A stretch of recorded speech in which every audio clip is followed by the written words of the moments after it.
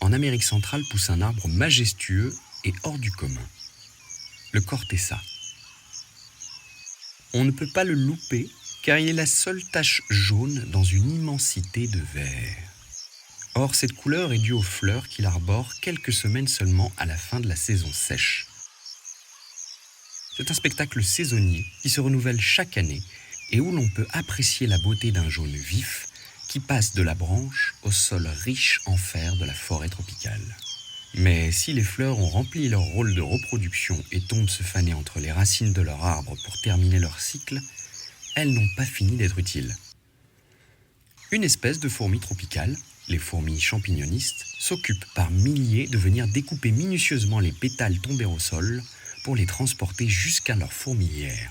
Une organisation vigoureuse de récolte de ressources brutes. Et chaque ouvrière travaille avec la même énergie que les autres. Leurs mandibules sont habilement formées pour découper et transporter de la matière organique végétale en la tenant fermement au-dessus de leur corps sur de longues distances. Et que ce soit à l'horizontale ou à la verticale. Il n'est pas difficile de les repérer car ces fourmis sont si nombreuses que l'on peut remarquer des milliers de taches colorées ramper sur le sol, convergeant dans le même sens pour les ouvrières chargées de matières premières jusqu'à la fourmilière,